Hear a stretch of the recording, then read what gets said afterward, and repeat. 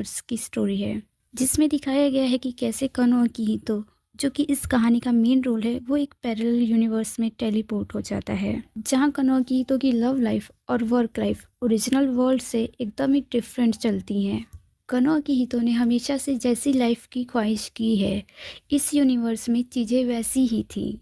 Ogami सेजी, जो कि इस कहानी का सेकंड मेन रोल है, ओगामी सेजी के साथ कनो अकिहितो की लव स्टोरी इस पैरेलल यूनिवर्स में कैसे ट्रैक पे आती है, ये दिखाया गया है।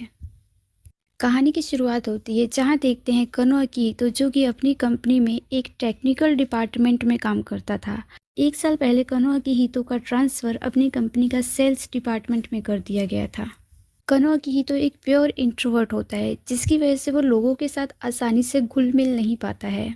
कनो अकिहितो वहाँ किसी के साथ फ्रेंडली नहीं हो पाता है और ना ही वो लोग कनो अकिहितो के साथ फ्रेंडली होते हैं। कनो अकिहितो का सेल्स डिपार्टमेंट में कोई इंटरेस्ट नहीं था, इस वजह से उस डिपार्टमेंट में फिट हो पाना उसके लिए थोड़ा मुश्किल हो रहा था। कनो अकिहितो का एक कोवर्कर, जिसका नाम होता है रियोता तोमियोका, वो कनो अकिहितो के पास कुछ डॉक्यूमेंट्स लेकर आता है चेक करवाने के लिए।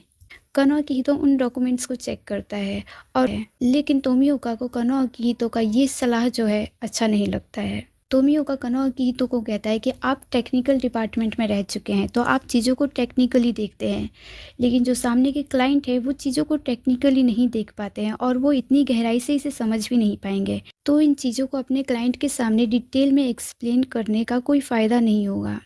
कनो अकिहितो को पहले से ही अंदाजा था कि तोमियोका उसकी सलाह तो मानेगा नहीं, क्योंकि हमेशा से ही ऐसा चलता आया है। कनो अकिहितो के कोवर्कर्स कनो अकिहितो के सलाह पे बहाने देने लगते हैं कि ऐसे नहीं चलेगा, वैसे नहीं चलेगा।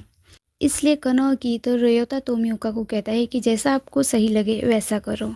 कनो अकिहितो लंच टाइम में अकेले लंच कर रहा था, तभी उसका एक सीनियर कनो अकिहितो के साथ आकर बैठ जाता है।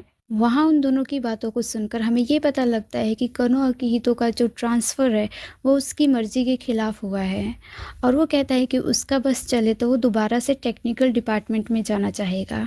उन दोनों की बातें अभी चल ही रही थी, तभी पीछे से ओगामी सेइजी आता है।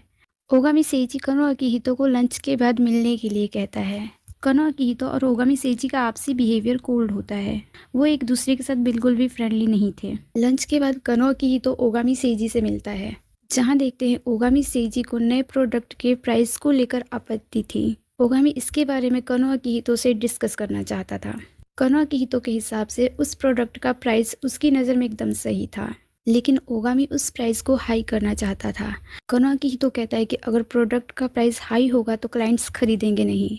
ओगामी सेइजी कहता है अगर क्लाइंट को इस प्रोडक्ट के प्राइस से प्रॉब्लम होगी तो वो प्रॉब्लम बाद में सॉल्व किया जाएगा, और अगर क्लाइंट को हाई प्राइस से कोई प्रॉब्लम हुआ ही नहीं तो इनकी कंपनी का ही फ़ायदा है, इनके प्रोडक्ट महंगे दाम में बिक जाएंगे। लेकिन कनो अकिहितो को ये डर था कि कहीं क्लाइंट इतने हाई प्राइस को सुनकर डील ही ना कैंसिल कर दें। ओगामी सेइजी कहता है ऐसा कुछ नहीं होगा, क्योंकि बिजनेस में एक नेगोशिएशन नाम का भी चीज़ होता है, और वो कहता है कि अगर क्लाइंट्स को प्राइस नहीं पसंद आया तो वो मोल भाव करेंगे, और एक सेल्स पर्सन होने के नाते तुम्हारी ये ड्यूटी है कि तुम उन्हें उस प्राइस पे कन्विंस करने की कोशिश करो, क्योंकि सामान हाई प्राइस पे बिकेगा तभी उनकी कंपनी का प्रॉफिट होगा, और हर कंपनी का मकसद प्रॉफिट करना ही होता है। ओगामी कनो अकिहितो को ये कहता है कि तुम अब एक सेल्स पर्सन हो, तुम टेक्निकल डिपार्टमेंट में नहीं हो, तो तुम एक सेल्स पर्सन की तरह सोचना चालू करो। ओगामी सेइजी से क्रिटिसाइज होने के बाद कनो अकिहितो को बहुत बुरा लगता है। कनो अकिहितो को ऐसा लगता है कि वो अपने इस काम में बिल्कुल भी अच्छा नहीं है। ओगामी सेइजी अपने काम में बहुत ही परफेक्ट होता है और साथ ही अपने कोवर्कर्स के साथ बहुत फ्रेंडली भी होता है।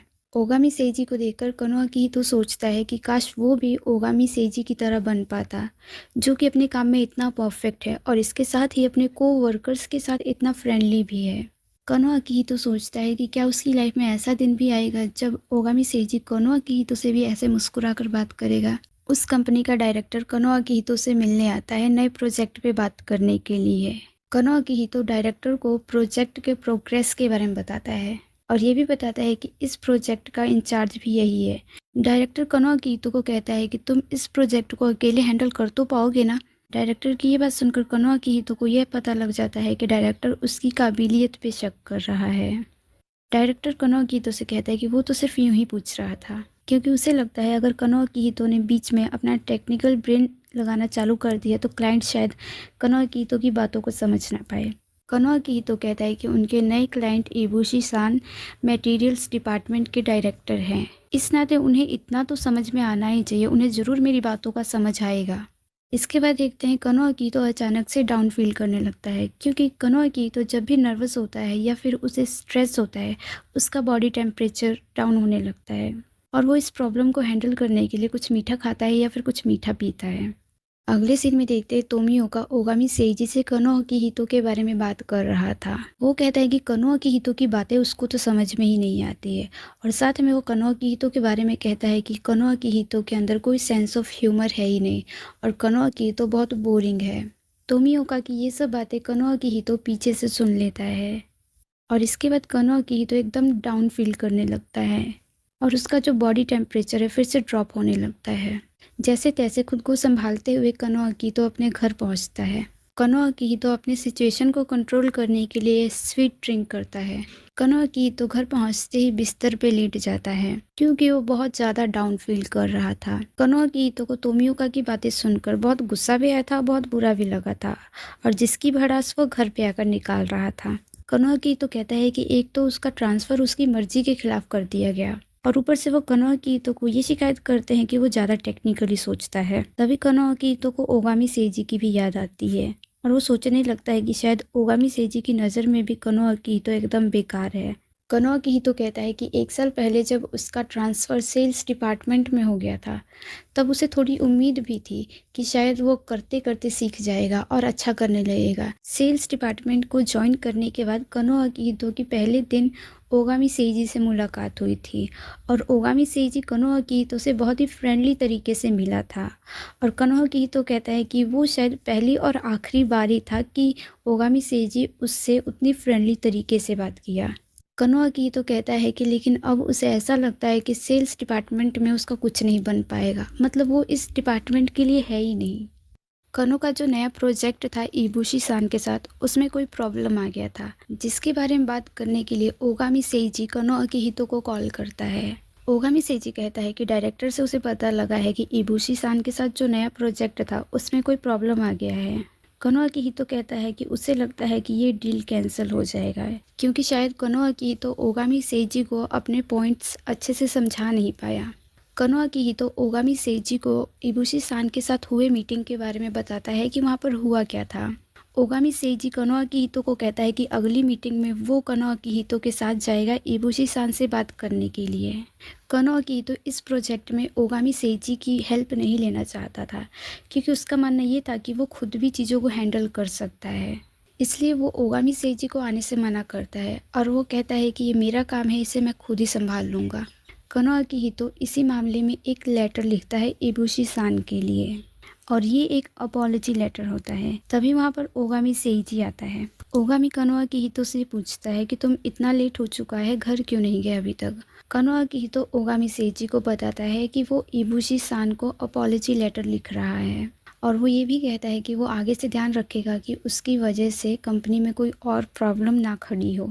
कनोआ अकीहितो डाउन फील कर रहा था तो उसका मूड सही करने के लिए ओगामी सेइजी उसे चॉकलेट देता है और कहता है कि तुम्हें चॉकलेट्स पसंद है ना, इसलिए मैं तुम्हारे लिए लेकर आया हूँ। और कनोआ अकीहितो को कहता है कि काफ़ी देर हो चुकी है, अब तुम्हें घर चले जाना चाहिए। ओगामी सेइजी का ये केयरिंग बिहेवियर देखकर कनोआ अकीहितो भी हैरान होता है। कनोआ अकीहितो सोचता है कि शायद ओगामी सेइजी को कनोआ अकीहितो के हाल पे दया आ गई होगी और कनोआ अकीहितो कहता है कि शायद ओगामी सेइजी की नज़र में कनोआ अकीहितो सिर्फ एक बेचारा है जो कि किसी प्रोजेक्ट को अपने आप हैंडल नहीं कर सकता है।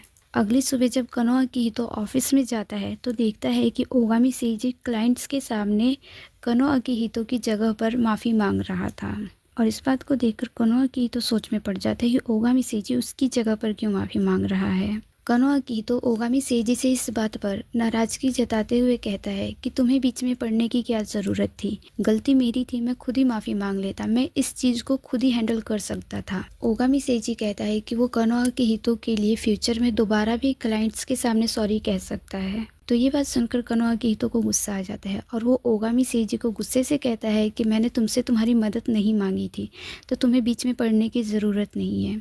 घर वापस लौटते समय कनोआ अकीहितो की तबीयत फिर से थोड़ी ख़राब होने लगती है। तो वो बैठकर आराम करने लगता है और ओगामी सेiji ने जो चॉकलेट्स उसे दिए थे उसे वो खाता है ताकि उसका जो बॉडी टेम्परेचर है वो फिर से नॉर्मल हो पाए। कनोआ अकीहितो जहाँ बैठा था वो एक पुराना मंदिर था जहाँ पर एक बोर्ड लगा हुआ था जिस पे ये लिखा था कि इस मंदिर के अंदर एक जादुई आईना है जिसमें खुद को देखते हुए कोई ये विश करे कि वो कैसा पर्सन बनना चाहता है तो वो हकीकत में वैसा ही बन जाता है। कनोआ अकीहितो इसको ट्राई करने का सोचता है।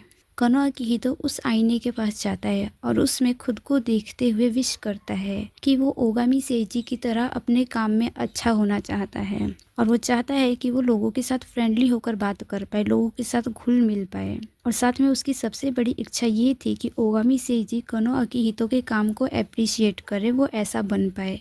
कनोआ अकीहितो ये विश करने के बाद अपनी आंखें खोलता है। तभी उसके आसपास अचानक से धुआं ही धुआं हो जाता है और वो बेहोश हो जाता है। वहाँ पर ओगामी आता है। ओगामी कनोआ अकीहितो को जगाता है।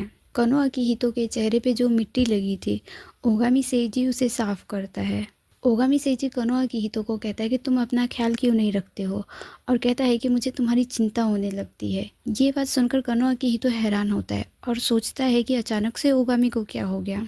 तभी ओगामी कनोआ अकीहितो को गोद में उठा लेता है। कनोआ अकीहितो ओगामी से हैरान होते हुए पूछता है कि तुम ये क्या कर रहे हो। ओगामी सेiji कहता है कि वो उसे उसके घर लेकर जा रहा है। कनोआ अकीहितो ओगामी सेiji की गोद से जबरदस्ती उतरता है और कहता है कि वो अपने घर खुद ही चला जाएगा। कनोआ अकीहितो घर आता है और वो ओगामी सेiji के बिहेवियर से बहुत हैरान होता है और वो कहता है कि ओगामी सेiji को आज ना जाने क्या हो गया था। फिर उसे ऐसा लगता है कि शायद ओगामी सेiji आज नशे में होगा। तभी कनोआ अकीहितो की नज़र पड़ती है सामने दीवार पे जहाँ कुछ फ़ोटोज़ लगी हुई थी। कनोआ अकीहितो सोचने लगता है कि ये फ़ोटोज़ उसने कब यहाँ पर टांगी क्योंकि उसे कुछ याद नहीं था। इसके बाद वो टेबल पे रखे हुए एक बुक को देखता है और सोचता है कि ये बुक तो उसने कभी खरीदी नहीं, तो ये बुक यहाँ पर आई कैसे। अगले दिन जब कनोआ अकीहितो ऑफिस में जाता है तो वहाँ की वर्कर्स खुद ही कनोआ अकीहितो को गुड मॉर्निंग विश करते हैं। ये देखकर कनोआ अकीहितो इस पर भी हैरान होता है। कनोआ अकीहितो जब अपने वर्किंग टेबल पे जाता है तब देखता है कि कल जो उसने कुछ फाइल्स रखी थी वो फाइल्स भी वहाँ पर नहीं थी। कनोआ अकीहितो का जो सीनियर उसे हमेशा ही इग्नोर करके साइड से निकल जाता था वो आज उससे फ्रेंडली होकर बात कर रहा था। इसको देखकर कनोआ अकीहितो बहुत ज़्यादा हैरान हो जाता है और सोचने लगता है कि आज इन्हें क्या हो गया। कनोआ अकीहितो फिर से अपने काम में लग जाता है। तभी वहाँ पर ओगामी सेiji आता है। ओगामी सेiji कनोआ अकीहितो से पूछने लगता है कि कल तुम ठीक ठाक घर तो पहुँच गए थे ना। कनोआ अकीहितो उसे बताता है कि कल वो घर बिल्कुल सही सलामत पहुँच गया था। ओगामी सेiji कहता है कि कल उसे कनोआ अकीहितो की बहुत फिक्र हो रही थी। ये बात सुनकर कनोआ अकीहितो बहुत ज़्यादा हैरान होता है क्योंकि ओगामी सेiji कभी कनोआ अकीहितो से इतने फ्रेंडली तरीके से बात करता ही नहीं था। वहाँ पर तोमियोका आता है कुछ डॉक्यूमेंट्स लेकर। वो कनोआ अकीहितो को उन डॉक्यूमेंट्स को चेक करने के लिए कहता है। कनोआ अकीहितो उन डॉक्यूमेंट्स को चेक करता है। कनोआ अकीहितो को उस फाइल में कुछ गलतियाँ नज़र आती हैं और वो सोचने लगता है कि उसे ये गलतियाँ तोमियोका को बतानी चाहिए कि नहीं चाहिए क्योंकि उसे लगता था कि तोमियोका उसकी सलाह को नहीं मानेगा। तभी तोमियोका पूछने लगता है कि क्या हुआ, इस फाइल्स में कुछ गलतियाँ हैं क्या। कनोआ अकीहितो कहता है कि इस फाइल में थोड़ी बहुत गलतियाँ तो है लेकिन वो इस फाइल को आगे खुद हैंडल कर लेगा, इनको खुद ही सुधार लेगा। तभी ओगामी सेiji कहता है कि तुम इसे क्यों सुधारोगे, ये जिसका काम है वो खुद ही करेगा। तोमियोका कनोआ अकीहितो को कहता है कि आप हमेशा की तरह मुझे बता दीजिए कि कहाँ क्या गड़बड़ है, मैं उसे खुद ही सुधार लूँगा। तोमियोका कहता है कि मुझे आपसे अपने हिस्से का काम करवाना नहीं है, मुझे तो आपसे सीखना है। जैसा आप हमेशा ही मुझे गाइड करते आए हैं बस यहाँ पर मुझे गाइड कीजिए। कनोआ अकीहितो के साथ तोमियोका का ये फ्रेंडली बिहेवियर कनोआ अकीहितो को हैरान करता है। कनोआ अकीहितो समझ नहीं पा रहा था कि आज कंपनी के लोगों को हो क्या गया था क्योंकि सब उसके साथ बहुत ही अलग तरीके से बिहेव कर रहे थे। तभी उसके मन में ख्याल आता है कि कहीं कंपनी के लोग उसके साथ मिलकर कोई प्रैंक तो नहीं कर रहे हैं ना, और वो इधर उधर देखने लगता है कि कहीं उसके आसपास कैमरे तो नहीं लगे ना जो कि उसे रिकॉर्ड कर रहे हैं। कनोआ अकीहितो को सबका बिहेवियर सच में नहीं समझ आ रहा था। कनोआ अकीहितो को थोड़ा अजीब फील होने लगता है और उसे मीठे की ज़रूरत पड़ती है लेकिन उसके पास मीठा नहीं था। तभी वो अनबैलेंस होने लगता है तो ओगामी सेiji आकर उसे संभालता है। यहाँ देखते हैं कि ओगामी सेiji को कनोआ अकीहितो के इस फिजिकल कंडीशन के बारे में पता था कि जब कनोआ अकीहितो किसी बात को लेकर टेंशन लेता है या स्ट्रेस में जाता है तब उसका बॉडी टेम्परेचर डाउन होने लग जाता है।